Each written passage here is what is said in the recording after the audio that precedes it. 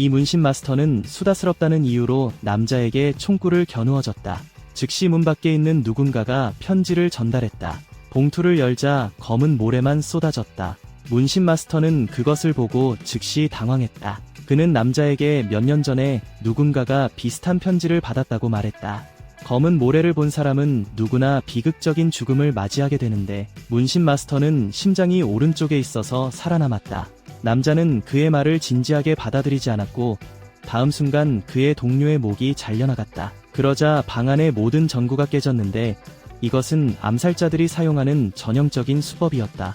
날카로운 칼날 소리와 함께 또 다른 사람이 즉시 조각났다. 이를 목격한 남자와 다른 사람들은 당황하여 천장을 향해 미친 듯이 총을 쏘기 시작했다. 무차별 사격을 한 후 그들은 닌자를 보지 못했습니다. 하지만 주변의 동료들은 이미 별을 던져서 쓰러졌습니다. 이때 남자는 겁에 질렸습니다. 아무리 조건을 내걸어도 닌자들은 공격을 계속했습니다. 결국 이 닌자들은 얼굴도 보이지 않고 그를 제거했습니다. 이 닌자들은 모두 같은 곳에서 왔으며 금 100파운드만 내면 고용할 수 있다고 합니다. 어릴 때부터 잔인한 사고방식에 세뇌당했습니다. 닌자가 되려면 먼저 고통을 극복해야 합니다. 그들 앞에서 오즈누 마스터는 칼로 그의 손바닥을 베었습니다. 그러고 나서 그는 조용히 주문을 외웠고 기적적으로 상처가 아물었습니다. 게다가 그들은 매일 악마적인 훈련을 견뎌내야 했습니다.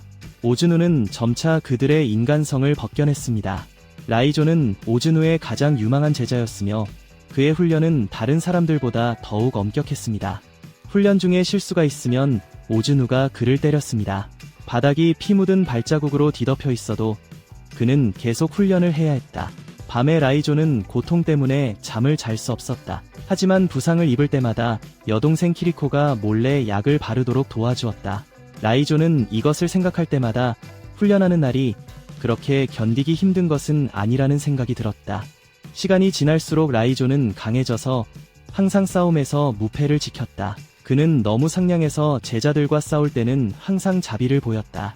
선배 제자 타케시는 그 기회를 잡아 불타는 수치로 그를 공격했다. 오즈누는 그를 위로하기는커녕 진정한 고통이 무엇인지 이해시켰다. 모두가 떠난 후 라이조만 바닥에 남아 고통스럽게 비명을 질렀다. 밤새도록 몸부림친 끝에 라이조는 죽지 않았다. 아침에 오즈누가 문을 열었을 때 그는 조용히 바닥에 앉아 다리를 꼬고 있었다. 밤새 세례를 받고 난 뒤 라이조는 변신을 했다. 이번에는 눈을 가렸어도 선배 제자들을 이길 수 있었다. 키리코는 그와 마찬가지로 자비로운 마음을 가지고 있었다. 승리 후 오즈누는 그녀에게 단검을 주었다. 승리자로서 그녀는 상대의 얼굴에 흔적을 남겨야 했다. 하지만 키리코는 그렇게 하기를 꺼렸고 오즈누는 경로했다. 반항은 벌을 받아야 한다. 한편 라이조는 분노로 가득 차 있었지만 오즈누와 마주하면 반드시 죽게 된다는 것을 알고 있었다. 그가 할 수 있는 일은 밤에 갇힌 키리코에게 몰래 물을 주는 것뿐이었다.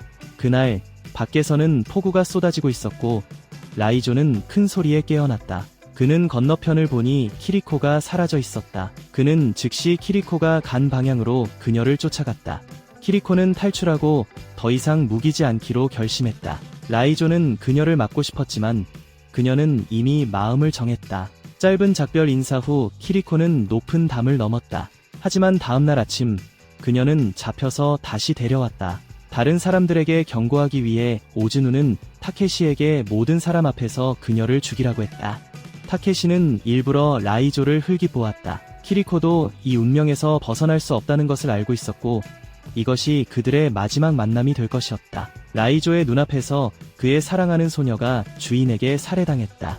그 순간부터 복수의 씨앗이 라이조의 마음에 심어졌다. 그때부터 그는 어느 날 복수를 하기 위해 더욱 열심히 훈련했다. 오늘은 라이조가 닌자가 되기 위한 첫 시험이었다. 그의 주인은 그에게 권투 챔피언을 제거하라고 지시했다. 경험이 부족한 라이조는 헤비급 선수와 정면으로 맞서기로 했다. 목에 단검이 찔렸음에도 불구하고 헤비급 선수는 즉시 쓰러지지 않았고 라이조를 붙잡아 내리치기 시작했습니다. 다행히도 수년간의 훈련 덕분에 라이조는 충격에 놀라울 정도로 회복력이 강했습니다. 시간이 지나면서 헤비급 선수는 과도한 부상으로 의식을 잃기 시작했습니다. 라이조는 그 기회를 잡아 맹렬한 반격을 가했습니다. 헤비급 선수를 처리한 라이조는 옥상에 도착했습니다. 얼마 지나지 않아 오즈누가 모든 제자들과 함께 그의 뒤에 나타났습니다. 오즈누는 탈주한 여제자를 데리고 나와 라이조에게 직접 그녀를 처형하라고 요구했습니다. 바닥에 무릎을 꿇은 소녀를 바라보며 라이조는 몇 년 전 키리코가 처형당한 것을 떠올렸습니다. 그는 그때 그녀를 구하지 못한 것을 후회했지만 지금은 같은 실수를 반복하고 싶지 않았다. 이번에는 맞서 싸우기로 했다. 라이조는 손에서 사슬을 빼내어 스승의 얼굴을 향해 사납게 휘둘렀다. 이 휘두름으로 라이조는 일족과 완전히 결별했다. 수많은 제자들의 포위 공격에 라이조는 온 힘을 다해 싸울 수밖에 없었다. 하지만 수적으로 열세에 처해 결국 여러 닌자들의 공격에 압도당하고 말았다. 결국 그는 수많은 수리검에 맞아 해자에 빠졌다. 상처투성이가 되어도 라이조는 스승님이 주신 놀라운 회복력 덕분에 견뎌냈다. 부상에서 회복한 후 그는 수련을 시작했다. 결국 닌자 일족과 인연을 끄는 지금, 결국은 싸움에서 마주해야 한다는 걸 알았기 때문이다. 그때부터 라이조는 은둔하며 닌자 일족에 대한 정보를 수집했다. 하지만 닌자 일족은 일반인으로 변장한 닌자들을 보내 라이조에게 다가가게 했다. 라이조는 이미 그런 암살 시도를 여러 번 겪어왔고 익숙해져 있었다. 그는 눈앞에 있는 여자의 변장을 금세 알아봤다. 여자가 알아봤다는 걸 깨달은 그녀는 가식을 버렸다. 그녀는 단검을 꺼내 라이조에게 공격을 가했지만 그녀 혼자라면 상대가 되지 못하고 목숨을 잃고 있었다. 소동에 눈치챈 세탁소 주인이 도착했을 때 세탁기에 던져진 여자를 발견했다. 짧은 시간 안에 일어난 연쇄살인 사건은 지역 경찰의 주목을 끌었다. 미카 경관은 사건을 부지런히 수사했고 이미 닌자 일족으로 이어지는 몇 가지 단서를 발견했다. 하지만 미카의 상관은 닌자의 존재를 믿지 않았다. 미카는 닌자의 존재를 증명하기 위해 고대 문헌을 꼼꼼히 뒤져 몇 가지 단서를 찾았다. 그리고 피해자 집의 감시 영상에서 라이조의 얼굴도 보았다. 그날 밤 미카가 집에 돌아왔을 때 그녀는 검은 모래가 담긴 닌자들의 편지를 받았다. 그 순간 미카는 등 뒤에서 차가운 바람을 느꼈고 라이조가 간신히 그녀를 구해준다. 인류 닌자가 되는 건 정말 어렵다. 그는 매일 네일보드 위에서 핸드스탠드를 하며 신체 협응력을 연습한다. 그는 극도로 낮은 체지방률을 유지하고 있으며 음식으로 삶은 국수만 먹는다. 그래야만 모든 근육의 폭발력을 발휘할 수 있다. 그 외에도 무기 훈련도 필수적이다.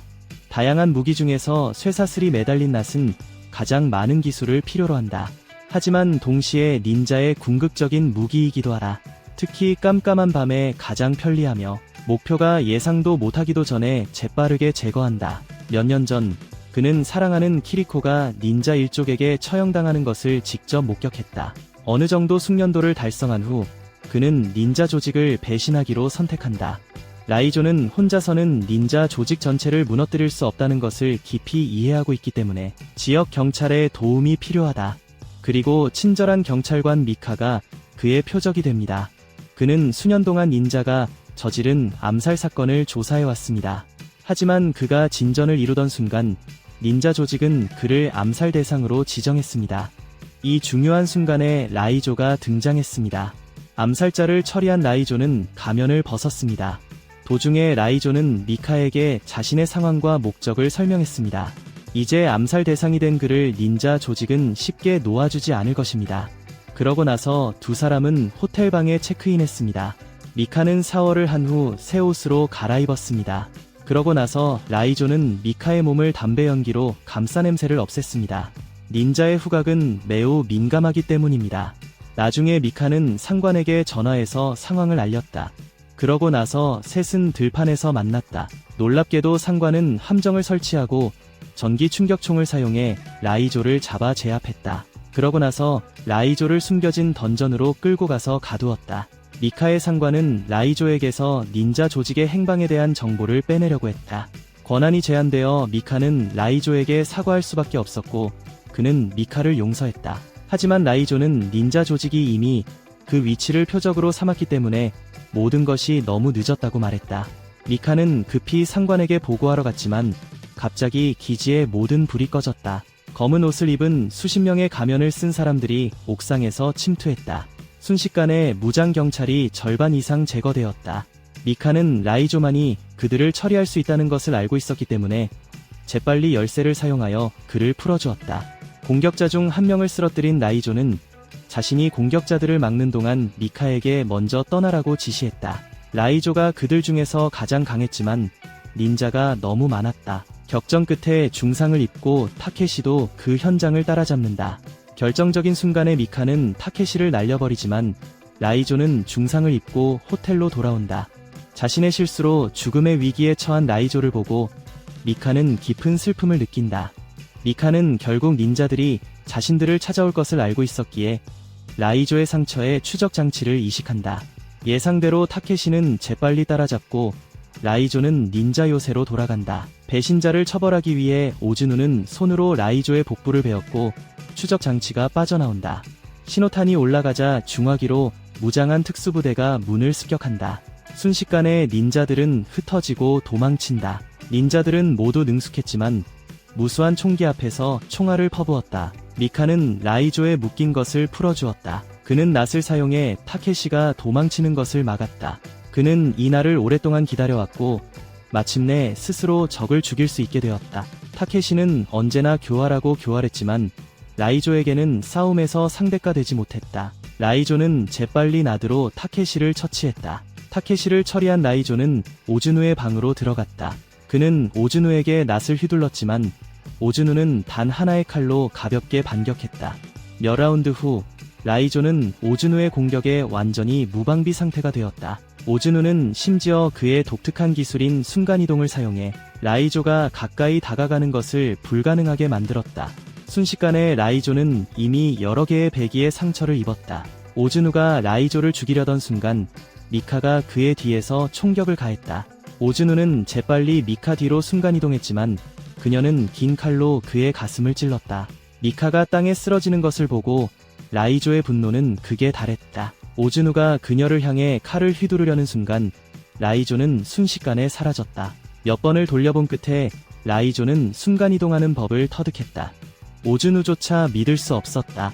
복수를 하려고 한 닌자 요새 전체가 폐허로 변했다. 다행히도 미카의 심장은 오른쪽에 있어서 목숨을 구했다. 부상에서 회복한 라이조는 키리코가 올랐던 높은 벽을 올랐다. 그 순간부터 라이조는 정말로 새로운 삶을 얻었고 오랫동안 잃어버렸던 미소를 드러냈다.